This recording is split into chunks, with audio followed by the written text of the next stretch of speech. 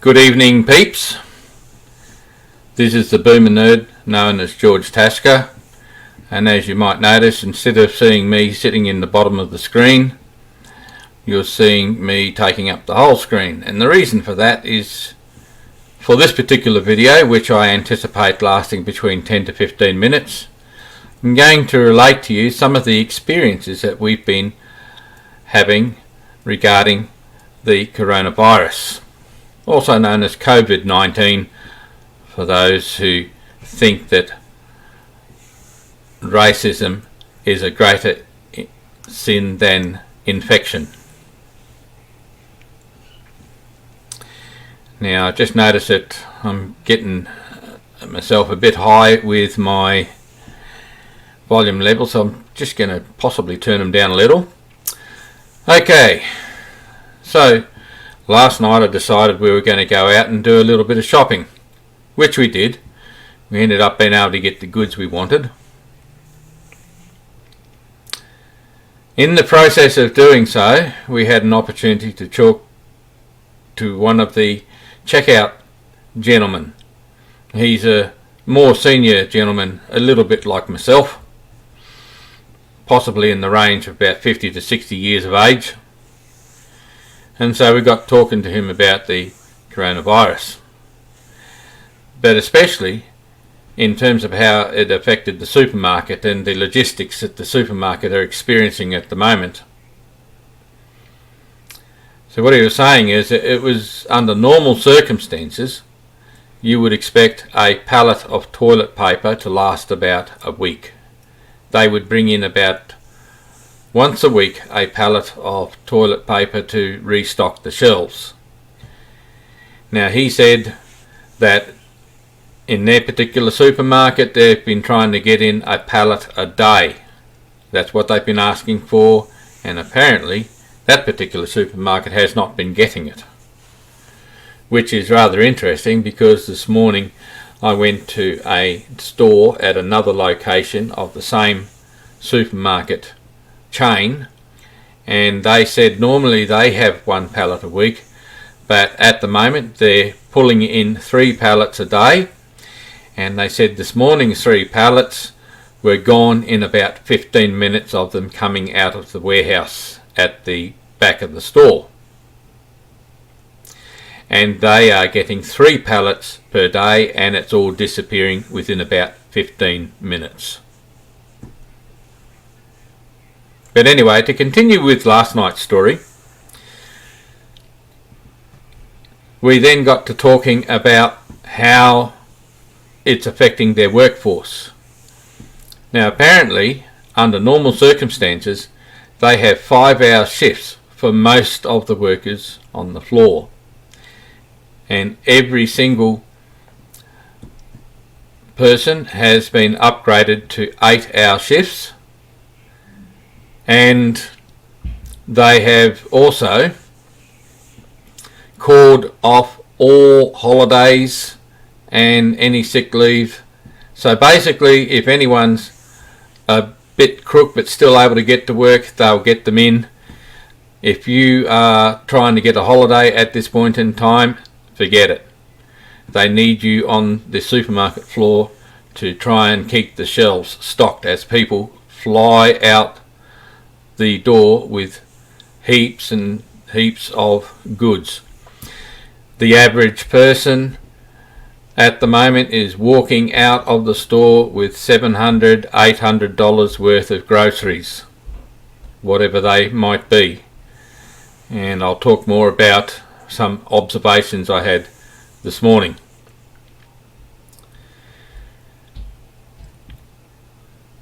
So there was obviously a big impact at that particular store. He also made another comment. He said this coronavirus situation, so far as the supermarkets have been concerned, has had a bigger impact on the supermarkets than Christmas.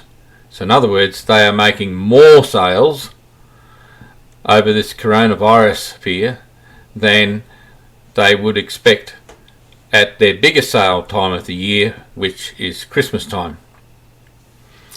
Now, personally, I and wondering what this impact this is going to have. In Australia, the manufacturers of toilet paper, which is the one that keeps getting cleared out of the shelves, is geared for 20 million people, which means that they don't produce any more or any less than is required to keep things rolling. Now that everything is being cleaned up out of the stores, what they're going to have to do is up their manufacturing capacity. Now this is going to cause a couple of problems in terms of economics. First of all, do they have the machinery in place to be able to up their manufacturing? Now, if you've got factories that run say 8 hours a day and then close down at night, well then what they can do is then turn around and have their factories running at 24 hours a day, so they could effectively increase their manufacturing by a factor of 3. Unfortunately, a lot of factories I've seen, and well, I don't know about a lot, but quite a number of them in some parts of Australia are already running at 24 hours a day. They've done that because they believe it was the most efficient use of their machinery, so there is no capacity for expansion. Now, if the toilet paper companies are running in this kind of manner, then that is what you would expect to see as a particular problem, that they cannot increase their already running at 100%. The only way that they could then increase their manufacturing capacity is if they were to install new production lines. Now this might be all very well. It could be that some factories are not running at 24 hours, but even they are going to have their own problems. For example, they are going to have to find more staff.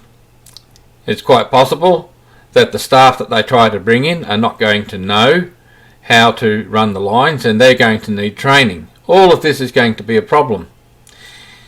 The other thing is that this run on toilet paper and other products deemed essential by those who want to sit out the quarantine at home is that they are going to eventually drop off in demand. If this toilet paper is being stocked up as opposed to being used, then they're going to finally run out of space to put it, or they're going to decide that they've got enough, and then their demand is going to drop back to the regular levels. So instead of having to pump out 3 pallets of toilet paper a day into the warehouse, you then go back to 1 a week. This is going to have a big impact on the need for productive capability at the factories. So it's going to be very interesting to see whether or not the factories concerned have had the foresight to consider, well, okay, you've got a big jump now, and how are you going to deal with a temporary increase in capacity and be able to drop back without negatively affecting your bottom line? But at the end of the day, this is capitalism at work, and capitalism is responding. So it remains to be seen what happens in the future as far as that is concerned. Okay, so to this morning's run. So I decided to drop into the supermarket again, wanted to grab a few more bits and pieces, and started rolling around the aisles. So it was around about, probably about 2 o'clock in the afternoon, I think it was. So we go past the bread is clear. We go past the dairy, a lot of the dairy is clear. Go past the cheese, that's all gone. The meat was largely disappeared. Cereals, yeah, fairly clear. The toilet paper aisle, this was one I found quite funny.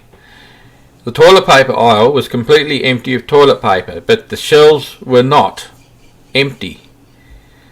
The management had obviously opted to grab all of the Easter chocolate and stack it up in the toilet paper aisle. They obviously decided that the Easter chocolates were taking up lot of space in the warehouse, and it would be space better spent in dealing with other things that were on the move. And of course, obviously, they didn't think of Easter chocolates as being a big mover, so they stacked them in the toilet paper aisle in place of the toilet paper, which was non-existent at the time, and obviously have given themselves more space. I would estimate, just by looking at the amount of chocolate boxes that were there must have been about 5 or 6 pallets worth, at least, that were sitting in the aisle where the toilet paper should have been. And that actually adds up to a fair amount of space that could be used for other things in the warehouse. So I think that they had a fairly smart idea. So I walked up the end of the aisle and started up a conversation with the gentleman at the end of the aisle, and he dropped a few interesting truth bombs, which I think would be worth sharing with you now. At this point in time, the supermarkets have estimated that there's this particular run on groceries and supplies is going to continue for at least another 2 weeks.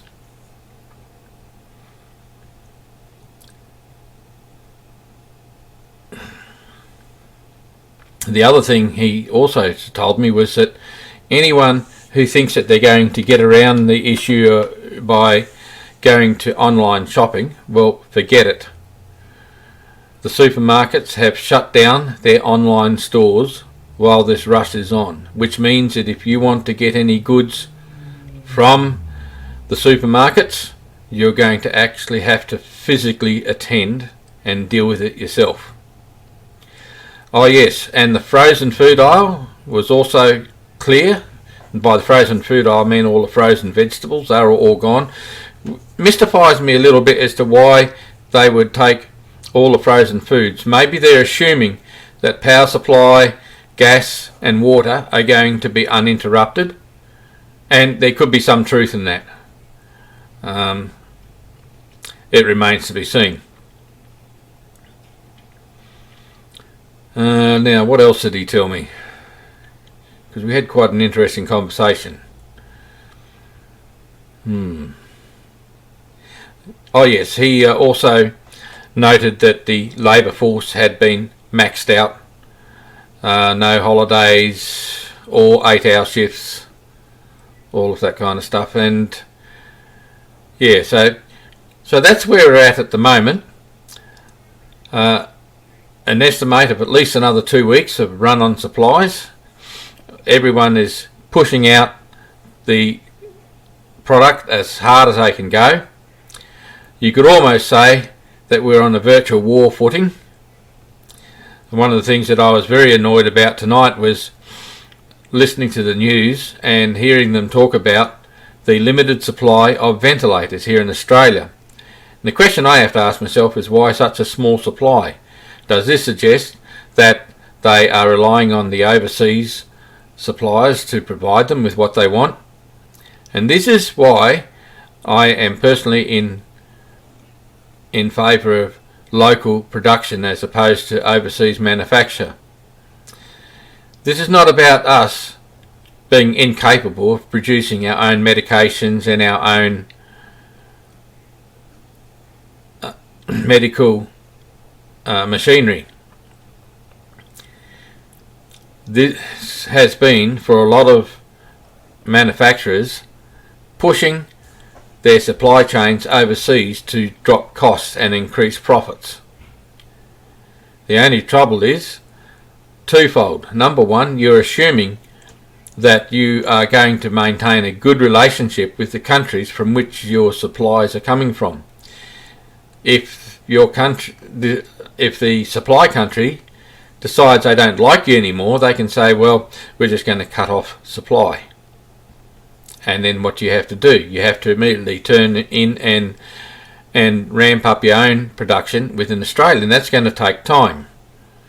And we're talking an order of about 12 months or so, because you have to build your own, if it's not already there, you have to build your own buildings, factories, what have you. You have to get in the machinery, and of course that's probably going to have to be produced from within Australia or somewhere else.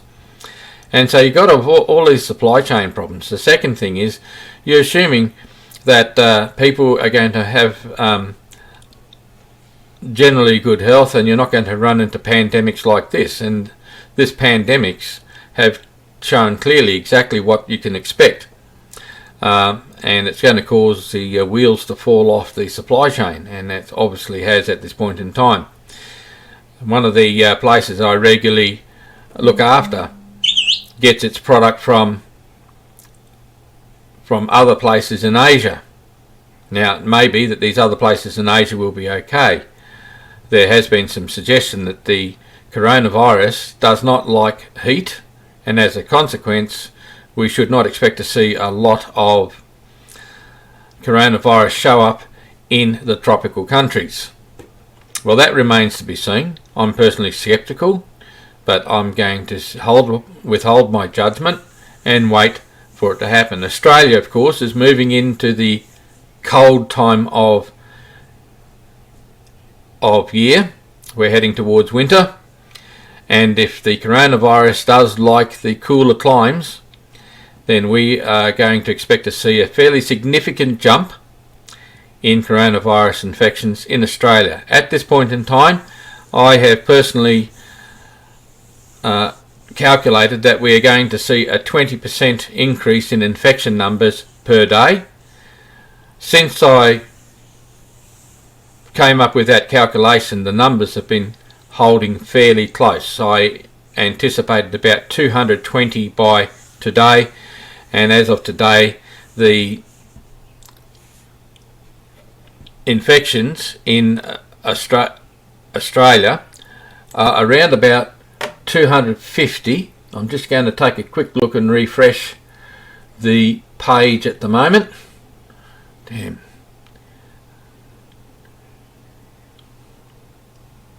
Okay. Roll down to where Australia... Yeah, okay, so Australia is 250. Canada has beat it by a number of 2. Yeah, okay. So what this means is if the increase continues to hold at 20% per day, by the time we get towards the end of this week, Australia should be showing an increase in infections to somewhere around about 800 by the end of Friday. So I'm going to take a look now at numbers, and I'm going to go to a separate video and put that up. So this is George Tasker, the Boomer Nerd. May God take care of us all.